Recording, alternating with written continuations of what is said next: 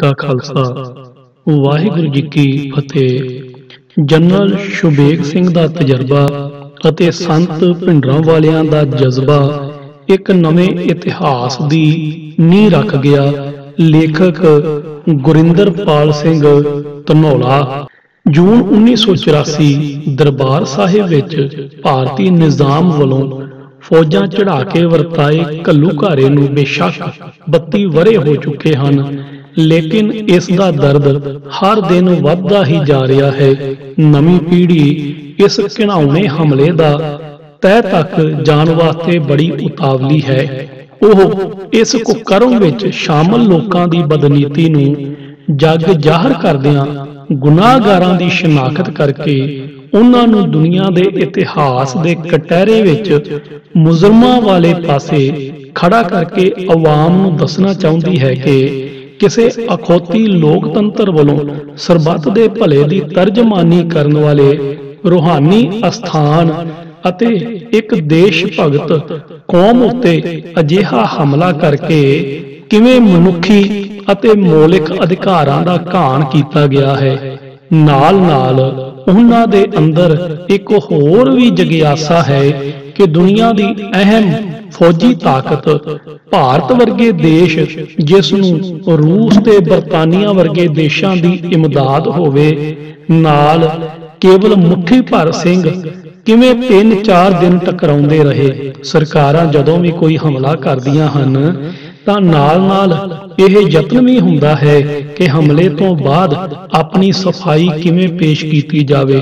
ਸਾਹਮਣੇ ਖੜੇ ਲੋਕਾਂ ਨੂੰ ਅਤ ਖੂੰਖਾਰ ਦੱਸਿਆ ਜਾਂਦਾ ਹੈ ਅਤੇ ਖੁਦ ਨੂੰ ਬੜੇ ਲਾਚਾਰ ਅਤੇ ਮਜਬੂਰ ਬਣਾ ਕੇ ਪੇਸ਼ ਕੀਤਾ ਜਾਂਦਾ ਹੈ ਤਾਂ ਕਿ ਹਮਲੇ ਦੌਰਾਨ ਹੋਈਆਂ ਵਧੀਕੀਆਂ ਅਤੇ ਜ਼ਬਰ ਵਾਲੇ ਪਾਸੇ ਕਦੇ ਧਿਆਨ ਹੀ ਨਾ ਜਾਵੇ। ਜਿੱਥੇ ਕਿਸੇ ਸਰਕਾਰਾਂ ਨੂੰ ਅਜਿਹੇ ਹਮਲਿਆਂ ਵਿੱਚ ਮੂੰਹ ਦੀ ਖਾਣੀ ਪਵੇ ਜਾਂ ਫਿਰ ਸਰਕਾਰ ਦੀ ਆਸ ਤੋਂ ਵੱਧ ਕੇ ਅੱਗੋਂ ਟੱਕਰ ਮਿਲੇ ਅਤੇ ਨੁਕਸਾਨ ਕਿਆਸ ਅਰਾਈਆਂ ਦਾ ਬੰਨਾ ਟੱਪ ਜਾਵੇ, ਤਦ ਸਰਕਾਰ ਆਪਣੀ ਬੇਸ਼ਰਮੀ ਅਤੇ ਨਲਾਇਕੀ ਨੂੰ ਛੁਪਾਉਣ ਵਾਸਤੇ ਸਾਹਮਣੀ ਧਿਰ ਉੱਤੇ ਵੱਡੇ ਬਲੇਮ ਵੀ ਲਗਾਉਂਦੀ ਹੈ। ਜਿਵੇਂ ਕਿ ਦਰਬਾਰ ਸਾਹਿਬ ਦੇ ਹਮਲੇ ਬਾਰੇ ਭਾਰਤੀ ਸਰਕਾਰ ਜਾਂ ਫੌਜੀ ਅਧਿਕਾਰੀਆਂ ਨੇ ਆਪਣੇ ਬਿਆਨਾਂ ਵਿੱਚ ਸਿੱਖਾਂ ਦੇ ਖਿਲਾਫ ਲਗਾਇਆ ਸੀ। ਸਰਕਾਰੀ ਧਿਰ ਨੇ ਬਹੁਤ ਕੁਫਰ ਤੋਲੇ ਕਿ ਦਰਬਾਰ ਸਾਹਿਬ ਵਿੱਚ ਬੈਠੇ ਲੋਕਾਂ ਕੋਲ ਟੈਂਕ ਤੋੜਨ ਅਤੇ ਜਹਾਜ਼ ਡੇਗਣ ਵਾਲੇ ਹਥਿਆਰ ਵੀ ਮੌਜੂਦ ਸਨ। ਇਹ ਹਥਿਆਰ ਕਿੱਥੋਂ ਆਏ, ਇਸ ਦਾ ਜਵਾਬ ਪਹਿਲਾਂ ਦੇ ਦਿੱਤਾ ਕਿ ਸਾਡੇ ਗੁਆਂਢੀ ਮੁਲਕ ਨੇ ਦੇਸ਼ ਦੇ ਟੁਕੜੇ ਕਰਨ ਵਾਸਤੇ ਦਰਬਾਰ ਸਾਹਿਬ ਵਿੱਚ ਬੈਠੇ ਲੋਕਾਂ ਨੂੰ ਅਜਿਹੇ ਹਥਿਆਰਾਂ ਦੇ ਵੱਡੇ ਭੰਡਾਰ ਦਿੱਤੇ ਹਨ। ਬੇਸ਼ੱਕ ਇਸ ਗੱਲ ਵਿੱਚ ਉਹਨਾਂ ਦੀ ਆਪਣੀ ਨਲਾਇਕੀ ਵੀ ਜ਼ਾਹਰ ਹੁੰਦੀ ਹੈ ਕਿ ਫਿਰ ਤੁਹਾਡੀ ਸੁਰੱਖਿਆ ਅਤੇ ਖੁਫੀਆ ਜਾਣਕਾਰੀ ਕਿੱਥੇ ਹੈ, ਜਿਸ ਨੂੰ ਐਡੇ ਵੱਡੇ ਭੰਡਾਰ ਕਿਸੇ ਸਰਹੱਦ ਤੋਂ ਲੰਘਣ ਸਮੇਂ ਨਜ਼ਰ ਨਹੀਂ ਆਏ। ਸਿੱਖਾਂ ਨੂੰ ਗੁਨਾਹਗਾਰ ਸਾਬਤ ਕਰਨ ਵਾਸਤੇ ਅਜਿਹੀਆਂ ਕਹਾਣੀਆਂ ਘੜੀਆਂ ਗਈਆਂ ਸਨ, ਲੇਕਿਨ ਸੱਚ ਕੁਝ ਹੋਰ ਸੀ। ਪਹਿਲੀ ਗੱਲ ਤਾਂ ਇਹ ਕਿ ਦਰਬਾਰ ਸਾਹਿਬ ਉੱਤੇ ਹਮਲਾ ਕਰਨ ਵੇਲੇ ਸੰਵਿਧਾਨ, ਕਾਨੂੰਨ ਅਤੇ ਜੰਗੀ ਮਾਪਦੰਡਾਂ ਨੂੰ ਪੂਰੀ ਤਰ੍ਹਾਂ ਅੱਖੋਂ ਪਰੋਖੇ ਕੀਤਾ ਗਿਆ ਅਤੇ ਇਹ ਹਮਲਾ ਜ਼ਰੂਰਤ ਨਾ ਹੋਣ ਦੇ ਬਾਵਜੂਦ ਸਿੱਖਾਂ ਦੀ ਨਸਲ ਕੁਸ਼ੀ ਕਰਨ ਵਾਸਤੇ ਕੀਤਾ ਗਿਆ ਸੀ। ਸਰਕਾਰ ਦੀ ਮਨਸ਼ਾ ਇਹ ਸੀ ਕਿ ਇੱਕ ਦਿਨ ਭਾਰੀ ਫੋਰਸ ਦਰਬਾਰ ਸਾਹਿਬ ਉੱਤੇ ਚਾੜੀ ਜਾਵੇਗੀ, ਜਿਹੜੀ ਅੰਦਰ ਬੈਠੇ ਸਿਦਕਵਾਨ ਅਤੇ ਸਿਰ ਲੱਥ ਮਰਜੀਵੜਿਆਂ ਨੂੰ ਬਾਹਾਂ ਪਿੱਛੇ ਬੰਨ੍ਹ ਕੇ ਬਾਹਰ ਲੈ ਆਵੇਗੀ ਅਤੇ ਕੁਝ ਦਿਨ ਕੈਮਰੇ ਸਾਹਮਣੇ ਉਹਨਾਂ ਦਾ ਜਲੂਸ ਕੱਢਿਆ ਜਾਵੇਗਾ। ਪਰ ਸਰਕਾਰ ਨੂੰ ਇਹ ਪਤਾ ਨਹੀਂ ਸੀ ਕਿ ਅੰਦਰ ਬੈਠੇ ਲੋਕ ਕਿਸੇ ਖਾਸ ਰੂਹਾਨੀ ਸੋਮੇ ਦਾ ਰਸ ਪੀ ਕੇ ਪਰਪੱਕ ਹੋਏ ਜਨਮ ਅਤੇ ਮੌਤ ਦੇ ਬੰਧਨ ਤੋਂ ਪਾਸੇ ਹਟ ਕੇ ਕਿਸੇ ਮਕਸਦ ਵਿੱਚ ਨਿਸ਼ਚਾ ਟਿਕਾਈ ਬੈਠੇ ਹਨ ਅਤੇ ਇਹ ਲੋਕ ਸਧਾਰਨ ਨਹੀਂ ਸਨ, ਜਿਨ੍ਹਾਂ ਦੀ ਜਜ਼ਬੇ ਅਤੇ ਤਜਰਬੇ ਦੇ ਦੋ ਮੁਜੱਸਮੇ ਅਗਵਾਈ ਕਰ ਰਹੇ ਹਨ। ਕੋਈ ਸ਼ੱਕ ਨਹੀਂ ਹੈ ਕਿ ਬਾਬਾ ਜਰਨੈਲ ਸਿੰਘ ਭਿੰਡਰਾਂਵਾਲਿਆਂ ਦੀ ਸਿਦਕ ਦਿਲੀ ਅਤੇ ਧਾਰਮਿਕ ਵਿਸ਼ਵਾਸ ਨੇ ਉੱਥੇ ਮੌਜੂਦ ਗਿਣਤੀ ਦੇ ਸਿੰਘਾਂ ਨੂੰ ਮਾਨਸਿਕ ਤੌਰ ਉੱਤੇ ਇੰਜ ਤਿਆਰ ਕਰ ਲਿਆ ਸੀ ਕਿ ਉਹਨਾਂ ਸਿੰਘਾਂ ਨੂੰ ਟੈਂਕ ਜਾਂ ਖਿਡੌਣੇ ਹੀ ਨਜ਼ਰ ਆਉਂਦੇ ਸਨ। ਜ਼ਿੰਦਗੀ ਉਹਨਾਂ ਨੂੰ ਇੱਕ ਜਾਮੇ ਵਾਂਗੂ ਪ੍ਰਤੀਤ ਹੋ ਰਹੀ ਸੀ ਕਿ ਮੌਤ ਆਉਣ ਉੱਤੇ ਚੋਲਾ ਬਦਲ ਲਿਆ ਜਾਵੇਗਾ, ਪਰ ਕਿਸੇ ਕਿਸਮ ਦਾ ਖੌਫ ਮਨ ਵਿੱਚ ਨਹੀਂ ਸੀ। ਕਿਸੇ ਵੀ ਕੰਮ ਵਾਸਤੇ ਜਾਂ ਕਿਸੇ ਮਿਸ਼ਨ ਨੂੰ ਮੰਜ਼ਿਲ ਉੱਤੇ ਪਹੁੰਚਾਉਣ ਲਈ ਮਜ਼ਬੂਤ ਮਾਨਸਿਕਤਾ ਅਤੇ ਅਡੋਲ ਇਰਾਦੇ ਦੀ ਜ਼ਰੂਰਤ ਹੁੰਦੀ ਹੈ, ਅਤੇ ਇਹ ਸਭ ਕੁਝ ਗੁਰੂ ਦੇ ਓਟ ਆਸਰੇ, ਬਾਣੀ ਦੀ ਸਮਝ ਅਤੇ ਇੱਕ ਯੋਗ ਅਗਵਾਈ ਨਾਲ ਹੀ ਸੰਭਵ ਹੁੰਦਾ ਹੈ। ਪੂਰਤੀ ਬਾਬਾ ਜਰਨੈਲ ਸਿੰਘ ਭਿੰਡਰਾਂਵਾਲਿਆਂ ਨੇ ਕਰ ਦਿੱਤੀ ਤੇ ਸਿੰਘਾਂ ਦੇ ਹੌਸਲੇ ਬੁਲੰਦ ਹੋ ਗਏ। ਇਹ ਸਭ ਕੁਝ ਹੋਣ ਤੋਂ ਬਾਅਦ ਵੀ ਇੱਕ ਤਕਨੀਕ ਦੀ ਲੋੜ ਹੁੰਦੀ ਹੈ ਕਿ ਸੀਮਤ ਸਾਧਨ ਨਾਲ ਕਿਸੇ ਵੱਡੇ ਖਤਰੇ ਨਾਲ ਕਿਵੇਂ ਟਕਰਾਇਆ ਜਾ ਸਕਦਾ ਹੈ। ਲੇਕਿਨ ਉੱਥੇ ਕਿਸੇ ਸੁਗੜ ਜਰਨੈਲ ਦੀ ਅਗਵਾਈ ਦੀ ਜ਼ਰੂਰਤ ਹੋਰ ਵੀ ਵਧੇਰੇ ਮਹਿਸੂਸ ਹੁੰਦੀ ਹੈ।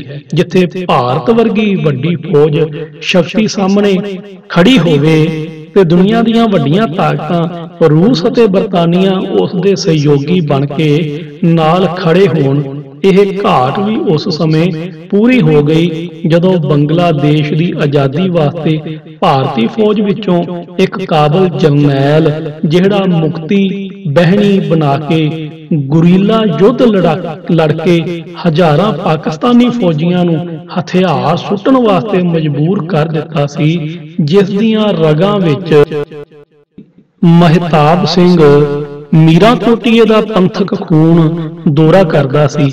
ਭਾਰਤੀ ਨਿਜ਼ਾਮ ਨੇ ਇਸ ਕਰਮ ਯੋਗੀ ਨੂੰ ਤਰੱਕੀ ਦੇਣ ਦੀ ਥਾਂ ਦੂਸ਼ਣ ਲਾ ਕੇ ਜਬਰੀ ਸੇਵਾ ਮੁਕਤ ਕਰ ਦਿੱਤਾ ਸੀ, ਜਿਸ ਕਰਕੇ ਇਹ ਜਰਨੈਲ ਸਰਦਾਰ ਸ਼ੁਬੇਗ ਸਿੰਘ ਵੀ ਇੱਕ ਜ਼ਖਮੀ ਸ਼ੇਰ ਵਾਲੀ ਅਵਸਥਾ ਵਿੱਚ ਵਿਚਰ ਰਿਹਾ ਸੀ। ਜਰਨੈਲ ਸਰਦਾਰ ਸ਼ੁਬੇਗ ਸਿੰਘ ਵੀ ਇੱਕ ਜ਼ਖਮੀ ਸ਼ੇਰ ਵਾਲੀ ਅਵਸਥਾ ਵਿੱਚ ਵਿਚਰ ਰਿਹਾ ਸੀ।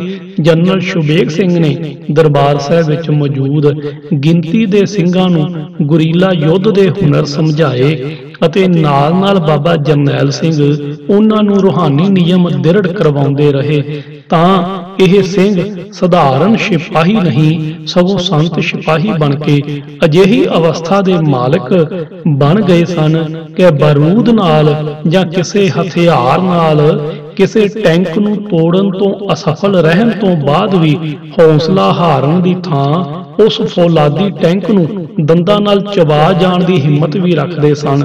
ਉਹਨਾਂ ਦੇ ਹੱਥਾਂ ਵਿੱਚ ਫੜੇ ਮਾਮੂਲੀ ਹਥਿਆਰ ਤੇ ਗੋਲੀ ਸਿੱਕਾ ਉਹਨਾਂ ਦੇ ਅੰਤਰ ਆਤਮਿਕ ਬਲ ਅਤੇ ਨਿਪੁੰਨਤਾ ਸਾਹਮਣੇ ਫਿੱਕਾ ਨਜ਼ਰ ਆਉਂਦਾ ਸੀ। ਹਮਲੇ ਦੇ ਕੁਝ ਘੰਟਿਆਂ ਬਾਅਦ ਹੀ ਭਾਰਤੀ ਫੌਜ ਦੀਆਂ ਅੱਖਾਂ ਖੁੱਲ੍ਹ ਗਈਆਂ ਸਨ ਕਿ ਅਸੀਂ ਜੋ ਕੁਝ ਸੋਚ ਕੇ ਆਏ ਸੀ, ਇੱਥੇ ਉਸ ਤੋਂ ਸਭ ਕੁਝ ਉਲਟ ਨਜ਼ਰ ਆ ਰਿਹਾ ਹੈ। ਲੱਖਾਂ ਕਰੋੜਾਂ ਰੁਪਏ ਸਿਖਲਾਈਆਂ ਉੱਤੇ ਖਰਚ ਕਰਕੇ ਤਿਆਰ ਕੀਤੇ ਕਮਾਂਡੋ ਸਿੰਘਾਂ ਦੀ ਗਰਜ ਨਾਲ ਸੁੱਕੇ ਪੱਤਿਆਂ ਵਾਂਗੂ ਝੜ ਰਹੇ ਸਨ। ਇਸ ਹਮਲੇ ਦੀ ਅਗਵਾਈ ਕਰਦੇ ਭਾਰਤੀ ਫੌਜ ਦੇ ਜਰਨੈਲਾਂ ਨੂੰ ਆਪਣੇ ਮੂੰਹੋਂ ਕਹਿਣ ਵਾਸਤੇ ਮਜਬੂਰ ਹੋਣਾ ਪਿਆ ਸੀ ਕਿ ਕਾਸ਼ ਅਜਿਹੇ ਕੁਝ ਸੈਂਕੜੇ ਫੌਜੀ ਹੀ ਮੇਰੇ ਕੋਲ ਹੋਣ ਤਾਂ ਮੈਂ ਗਵਾਂਢੀ ਮੁਲਕ ਨੂੰ ਕੁਝ ਘੰਟਿਆਂ ਵਿੱਚ ਹੀ ਫਤਿਹ ਕਰ ਸਕਦਾ ਹਾਂ। ਇੱਕ ਵੀ ਸਿੰਘ ਵੱਲੋਂ ਆਤਮ ਸਮਰਪਣ ਨਾ ਕਰਨਾ ਵੀ ਭਾਰਤੀ ਫੌਜ ਦੀ ਵੱਡੀ ਕਾਮਯਾਬੀ ਸੀ, ਪਰ ਸਿੰਘਾਂ ਦਾ ਇਸ ਤਰ੍ਹਾਂ ਲੜਨਾ ਅਤੇ ਦੁਨੀਆ ਦੀ ਮੰਨੀ ਪਰਮੰਨੀ ਸ਼ਕਤੀ ਨੂੰ ਇੰਨੇ ਦਿਨ ਭੁੱਖੇ ਭਾਣੇ ਅਜਿਹੀ ਟੱਕਰ ਦੇਣ ਪਿੱਛੇ ਉਹਨਾਂ ਉੱਤੇ ਗੁਰੂ ਦੀ ਮਿਹਰ, ਬਾਣੀ ਦਾ ਰਸ, ਇਤਿਹਾਸ ਦਾ ਸਹਾਰਾ ਤਾਂ ਹੈ ਹੀ ਸੀ, ਪਰ ਨਾਲ-ਨਾਲ ਇਹਨਾਂ ਦੇ ਦੋ ਜਰਨੈਲਾਂ, ਜਿਹੜਾ ਇੱਕ ਨਾਮ ਕਰਕੇ ਜਰਨੈਲ ਸੀ ਬਾਬਾ ਜਰਨੈਲ ਸਿੰਘ ਭਿੰਡਰਾਂਵਾਲੇ ਤੇ ਦੂਜਾ ਹਕੀਕਤ ਵਿੱਚ ਇੱਕ ਮਹਾਨ ਸਿੱਖ ਜਰਨੈਲ ਦੀ ਅੰਸ਼ ਹੋਣ ਦੇ ਨਾਲ-ਨਾਲ ਅਜੋਕੇ ਆਧੁਨਿਕ ਯੁੱਗ ਦੇ ਫੌਜੀ ਹੁਨਰ ਦਾ ਮਾਹਿਰ ਸੀ। ਇਸ ਵਾਸਤੇ ਬੇਸ਼ੱਕ ਸਾਡਾ ਇਸ ਹਮਲੇ ਵਿੱਚ ਵੱਡਾ ਨੁਕਸਾਨ ਹੋਇਆ ਜੋ ਕਦੇ ਭੁੱਲਿਆ ਨਹੀਂ ਜਾ ਸਕਦਾ, ਪਰ ਸਾਡੇ ਸੂਰਮਿਆਂ ਨੇ ਜੋ ਕਰ ਵਿਖਾਇਆ ਉਹ ਅਤੇ ਹੱਸ-ਹੱਸ ਕੇ ਸ਼ਹੀਦੀਆਂ ਦਿੱਤੀਆਂ, ਉਹ ਸਾਡੇ ਵਾਸਤੇ ਫਖਰ ਵਾਲੀ ਗੱਲ ਹੈ ਅਤੇ ਸਦਾ ਰਹੇਗੀ। ਪਰ ਇਹ ਸਭ ਕੁਝ ਤਦ ਹੀ ਸੰਭਵ ਹੋਇਆ ਜਦੋਂ ਦੋ ਜਰਨੈਲ ਇੱਕ ਸੁਰ ਹੋ ਕੇ ਮੋਢੇ ਨਾਲ ਮੋਢਾ ਢਾ ਕੇ ਸਾਫ਼ ਦਿਲੀ ਨਾਲ ਤੁਰੇ ਅਤੇ ਫਤਿਹ ਦਾ ਮੁਕਾਮ ਹਾਸਲ ਕਰ ਗਏ। ਇੱਥੇ ਇਹ ਆਖਣਾ ਵੀ ਵਾਜਬ ਹੈ ਕਿ ਅਜੋਕੇ ਸਮੇਂ ਦੌਰਾਨ ਧਿਰਾਂ ਵਿੱਚ ਵੰਡ ਕੇ ਖੁਆਰ ਹੋ ਕੇ ਰਹੇ ਖਾਲਸਾ ਪੰਥ ਨੂੰ ਦਰਬਾਰ ਸਾਹਿਬ ਦੇ ਹਮਲੇ ਵਿਚਲੇ ਹਾਲਾਤਾਂ ਤੋਂ ਸੇਧ ਲੈਣੀ ਚਾਹੀਦੀ ਹੈ ਕਿ ਦੋ ਜਰਨੈਲ, ਇੱਕ ਦਾ ਜਜ਼ਬਾ ਤੇ ਦੂਜੇ ਦਾ ਤਜਰਬਾ, ਇੱਕ ਨਵੇਂ ਅਤੇ ਫਖਰ ਵਾਲੇ ਇਤਿਹਾਸ ਨੂੰ ਜਨਮ ਦੇ ਗਏ ਹਨ। ਗੁਰੂ ਰਾਖਾ, ਲੇਖਕ ਗੁਰਿੰਦਰਪਾਲ ਸਿੰਘ ਧਨੋਲਾ, ਆਵਾਜ਼ ਸੰਦੀਪ ਸਿੰਘ ਖਾਲੜਾ। ਵਾਹਿਗੁਰੂ ਜੀ ਕਾ ਖਾਲਸਾ, ਵਾਹਿਗੁਰੂ ਜੀ ਕੀ ਫਤਿਹ। ਧੰਨਵਾਦ। ਸਾਹਿਤ ਰੋਜ਼ਾਨਾ ਪਹਿਰੇਦਾਰ ਵਿੱਚੋਂ।